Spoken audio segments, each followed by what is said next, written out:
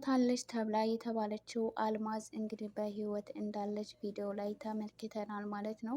ሰላምም ደግሞ እኔ ነፍሰ ገዳይ ነኝ፣ የሰው ህይወት አጥፍቻለሁ በማለት ራሷን እየወቀሰች እና እንደዚሁም ደግሞ በተቀመጠችበት የአልማዝ ድምፅ እየመጣ እየረበሻት እና ሰላም እና እረፍት አጥታ ትገኛለች ማለት ነው። እንግዲህ በጣም ራስ ወዳድ እና ገንዘብ ወዳድ የሆነው አቶ በኃይሉም እህቱ 10 ዓመት ሙሉ አረብ ሀገር ለፍታ ያመጣችውን ገንዘብ ለራሱ ለማድረግ ያልሞተችውን ሴት ሞታለች በማለት እሷን በማስፈራራት እና እንደዚሁም ደግሞ እስር ቤት እንድትገባ በማድረግ ያላትን ገንዘብ በሙሉ ለመውሰድ በጣም ያላደረገው ነገር የለም። ልጇ ያልሆነችውን ልጅሽ ናት በማለት ወደ ቤቷ በማምጣት የእሷን ገንዘብ ለመውሰድ በጣም በተለያዩ መንገዶች እየሞከረ ነበረ። ነገር ግን ደግሞ ይህ አጋጣሚ ለሱ በጣም ጥሩ እንደሆነ በማሰብ ሰላምን ሰው ገለሻል በማለት በማስፈራራት ላይ ይገኛል ማለት ነው። የአቶ በኃይሉ ተላላኪ የነበረው ልጅ እንግዲህ ሰላም ጋር ደውሎ ሰው ስትገል የሚያሳይ ቪዲዮ እጄ ላይ አለ ብሎ እንደነገራት ነበር እራሷን ስታ የወደቀችው ማለት ነው።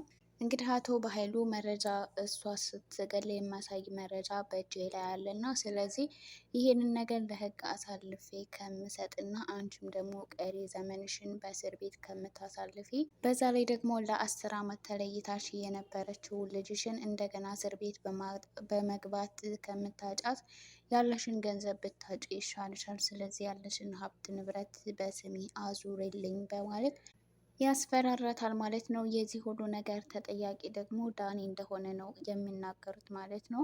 ምክንያቱም ከአቶ በኃይሉ ጋር የሚሰራው ልጅ እንግዲህ ከዚህ ቀደም ብሌንን እንደሚወዳት ተናግሮና እሷም ደግሞ ቃልን ለማስቀናት ብላ ልክ እንደምትወደው አስመስላ ስታወራ ነበር ማለት ነው። እና እሷ ደግሞ የእውነት ወዳው ሳይሆን እያስመሰለች እንደነበረ ስትነግረው እሱ ደግሞ በጣም ተናዶ በእኔ ላይ እንደዚህ እንደቀለድሽ አትቀሪም በማለት እያስፈራራት ነበረ ማለት ነው። እና ዳኒና ብሌን እንግዲህ ተያይዘው ወክ እያደረጉ በነበሩበት ሰዓት ልጁ ደግሞ በመምጣት እሷን እንዴት እንደዚህ ታደርገኛለሽ እያለ ሲያስፈራራት ነበር። ዳኒ ደግሞ አጠገቧ እንድትደርስ አልፈልግም ማን ስለሆንክ ነው ብሎ መቶት ነበረ ማለት ነው። ስለዚህ ይህንን ነገር መበቀል ስለሚፈልግ የዚህ ሁሉ ነገር ተጠያቂ የሚሆነው ዳኒ እንደሆነ ለሱ በማማኘት ነው ያሰቡት ማለት ነው። ዳኒንም ደግሞ በማስፈራራት ይሄንን ነገር ለሰላም ይሄንን ነገር እንዳደረገው ከምንናገር ከብሌን አጠገብ ራቅ በማለት ዳኒን ያስፈራሩታል ማለት ነው። እንግዲህ አቶ በኃይሉ አልማዝ ሞታለች ብለው ነገሮችን ሁሉ ከጨረሱ በኋላ ግን እሷ እንዳልሞተች ራሷን ስታሳይ በነበረበት ሰዓት የእውነት እንደሞትሽ ማስመሰል አለብሽ፣ ለዚህ ደግሞ እኔ ጠቀም ያለ ገንዘብ እሰጥሻለሁ በማለት ነበር እንድታስመስል ያስማማት ማለት ነው። እሷም ደግሞ እንዴት ላምንህ እችላለሁ ወይ ስትለው እሱም ደግሞ እኔን ካላመንሽ የእውነት እገልሻለሁ ብሎ ነበር እያላት ማለት ነው። እንግዲህ አልማዝን በዚህ ሀሳብ ተስማምታ ነበር ከእነሱ ጋር ይሄንን ነገር ለማድረግ እየተስማማችው ማለት ነው። አቶ በኃይሉ ግን ለአልማዝ ምንም አይነት ገንዘብ አይሰጣትም። ምክንያቱም አቶ በኃይሉ በጣም ገንዘብ ወዳድ ሲሆን ለአልማዝ ደግሞ ምንም አይነት ገንዘብ ሳይሰጣት ነው ከዛ ከተማ ለቃ እንድትወጣ ያዘዛት ማለት ነው። ያን ካላደረገች ግን እንደሚገላት ነበረ ሲያስፈራራት የነበረው ማለት ነው። የእውነት አልማዝ ደግሞ ከቤት ይዘዋት በሚወጡበት ሰዓት እንግዲህ ሰላም ስታወራ ምናምን በጣም ነበር የምታሳዝነው ማለት ነው። ስለዚህ ባላደረገችው ነገር እሷማ እንድትቀጣና እንድትጸጸት አልፈልግም። ስለዚህ እውነቱን ሁሉ እናገራለሁ በማለት አይቶ በኃይሉን ለማስፈራራት ትሞክራለች ማለት ነው። ብሌን የሰላም የሁኔታዋ የሰሞኑ ሁኔታዋ በጣም ሰላም ነስቷታል ማለት ነው። ምክንያቱም ምን ሆነች ነው ከቅርብ ጊዜ ጀምሮ እንደዚህ እየተረጋጋሽ አይደለም፣ እናትዬ የተፈጠረ ነገር አለው እያለች ሰላምን ትጠይቃታለች ማለት ነው። ሰላም ግን እውነቱን ለመናገር ትፈልግና ነገር ግን ደግሞ ብሌን የእውነት እናቷን መስላ ስለተሰማትና ስለመሰለቻት በሰላም እንደምታዝንባት ስለምትረዳ ማለትም ብሌን አልማዝ የውሸት እናቷ እንደሆነች እንዳወቀች ማንም ሰው አያውቅም ማለት ነው። ይህንን የሚያውቀት ብሌንና ዳኒ ብቻ ናቸው ማለት ነው። እንግዲህ ዳኒ ለብሌን የውሸት እናቷ እንደሆነች ከነገራት እና በማስረጃ በደንብ ካሳወቃት በኋላ ይህን ሁሉ ነገር ያደረገችው ቃል እንደሆነች ሲነግራት፣ ማለትም እንግዲህ ብሌን ደግሞ ቃል ቆይ ይህንን ያክል ምን አድርጊያት ነው በዚህ ልክ እኔ ላይ የምትጫወትብኝ ብላ ቂም ይዛባታለች ማለት ነው። እንግዲህ ከዳጊ ጋር ለወክ በሚወጡበት ሰዓት ቃል አይታ ወዴት ነው የምትሄጂው? ስለዚህ ስራ እንድትሰሪ እፈልጋለሁ እያለች ስትላት፣ ብሌን ደግሞ በኮንፊደንስ ነበር ስትመልስላት የነበረው ማለት ነው። እኔ ማንም ሰው ሊያዘኝ አይችልም፣ ስራዬን ደግሞ ጨርሻለሁ፣ እኔ ያንቺ ሰራተኛ አይደለሁም በማለት ነበር የመለሰችላት ማለት ነው። እንግዲህ ቃልም የእናቴ ሰራተኛ ነች ማለት የኔም ሰራተኛ ነች፣ ስለዚህ ልትታዘዥኝ ይገባል ስትላት፣ እሱ ልክ ነች፣ ነገር ግን ደግሞ ሰላም ያንቺ እናት ስላልሆነች ወይም ደግሞ አንቺ የሰላም ልጅ ስላልሆንሽ አይመለከትሽም ብላ ልክ በሚስጥሯ ነበር አፏን እንድትዘጋ ያደረገቻት ማለት ነው። በዚህ ሰዓት እንግዲህ ቃል በጣም ተናዳ ብሌን እንዴት ነው የልቤ የተሰማት ከዚህ ቤት በቃ መባረር አለባት ብላ ለሰላም ስትናገር፣ ሰላም ደግሞ ከዚህ በኋላ ብሌንን ማንም ሰው እንዲናገራት አልፈልግም፣ ከፈለገች ደግሞ አንቺ ቤቱን ለቀሽ መሄድ ትችላለች፣ ብሌን ለእኔ ልጄ ናት፣ እናቷን ገድዬባታለሁ፣ ስለዚህ እኔ እንደ እናት ልሆናት ይገባል፣ ደግሞ እዚህ ሁሉ ነገር ውስጥ የገባሁት በአንቺ ምክንያት ነው፣ ልጄ ስለሆንሽ ነው እንጂ ከዚህ ቤት ነበር አስወጥቼ የምወረውርሽ እያለች እንግዲህ ሰላም ቃል ላይ ስትጮህባት ነበረ ማለት ነው።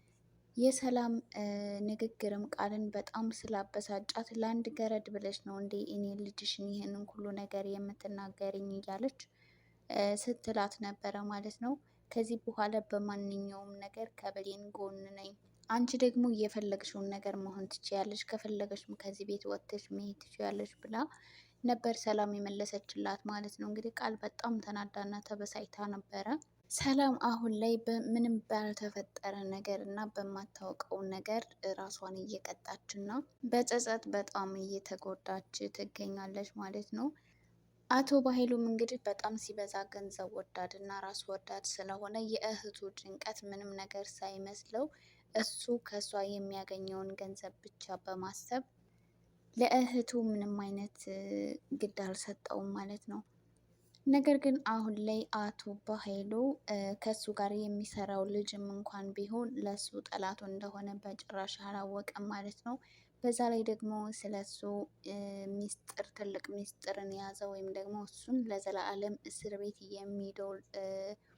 የሚያስገባ ፋይል ቃል እጅ ላይ አለ ማለት ነው። እንግዲህ መጨረሻ ላይ ምናልባት ተሳክቶላቸው እንኳን የሰላምን ገንዘብ አቶ ባሄሉ እጁ ቢያስገባ ከቃል ጋር ደግሞ እንደሚጣሉ በጣም እርግጠኛ ነኝ ማለት ነው። ምክንያቱም ቃል በአቶ ባሄሉ ላይ የያዘችው በጣም ትልቅ ሚስጥርና መረጃ ስላለ በዛ አስፈራርታ ገንዘቡን ሁሉ ለራሷ ለማድረግ ነው የምትፈልገው ማለት ነው። አቶ ባሄሉ ደግሞ ይህንን ነገር ካወቀ ቃልን ምን እንደሚያደርጋት መገመት በጣም ቀላል ነው። ሌላው ደግሞ ዳኒና የብሌን አሳዳጊ እናት ናቸው። እንግዲህ ሁለቱም ጋር አንድ አይነት ስሜት አለ። እሱም እርሶን ሳዩት የጠፋችውን እናቴን ነው የሚያስታውሱኝ እያለ እና እሷን ያገኘኋት ያክል ነው የሚሰማኝ እያለ ሲነግራት ነበረ ማለት ነው። እሷም እንደዚሁም ለዘመናት ለአመታት ጠፍቶ የነበረውን ልጄን ነው የምትመስለኝ እያለች እንግዲህ ሁለቱም ጋር ያለው ስሜት አንድ አይነት ነው። ነገር ግን እንዴት እናቱ እንደጠፋች እና በምን አጋጣሚ እንደተጠፋፉ ምናልባት ቢጠያየቁ እናትና ልጅ እንደሆኑ ሁለቱም ሊያውቁ ይችሉ ነበር ማለት ነው። ግን በሰዓቱ ምንም ነገር አላወሩም። ነገር ግን ዳኒ አሁን ለብሌን አሳዳጊነት በጣም ትልቅ ስሜት ስላለው በተደጋጋሚ ቤቷ ድረስ በመሄድ አስቤዛዎችን በመግዛት እየጠየቃት ይገኛል ማለት ነው። እሷም ደግሞ ልክ እንደ ልጇ በማየት ለሱ ጥሩ ስሜት እና የተለየ ስሜት እየተሰማት ነው ማለት ነው። እና ቤት ሳይመጣ ሲቀር እንደዚሁም ሲጠፋ ለምን ጠፋ፣ ምን ሆኖ ነው የሚል ሀሳቦችን ማሰብ ጀምራለች የብሌን አሳዳጊ እናት ማለት ነው። እንግዲህ ብሌንም ዳኒ በሚያደርገው ነገር በጣም ደስተኛ እየሆነች ነው። ከኔም አልፎ እናቴንም እየተንከባከበልኝ ነው በማለት እንግዲህ ብሌን ዳኒን በጣም እንድትወደውና እስከ ዛሬ ያደረገባትን ነገር ሁሉ ማለትም እናቷን አግቷት እንደነበር የነበረውን ነገር ሁሉ እረስት ለሱ ጥሩ ስሜት እየተሰማት ነው ማለት ነው። እንግዲህ ዳኒም ደግሞ እሷን አጥቶ መኖር እንደማይችልና መቼም ቢሆን ሊያጣት እንደማይፈልግም እየነገራት ነበር ማለት ነው። እንግዲህ ዳኒ ብሌንን በጣም እንደወደዳት እና እንዳፈቀራት በደንብ ግልጽ ነው። ውድ የአደራ ድራማ ተከታታዮች ለዚህ ቻናል አዲስ የሆናችሁ ላይክ እና ሰብስክራይብ በማድረግ ቤተሰብ ሆኖ በሌላ ቪዲዮ እስከምንገናኝ ለሁላችሁም ሰላማችሁ ይብዛልኝ።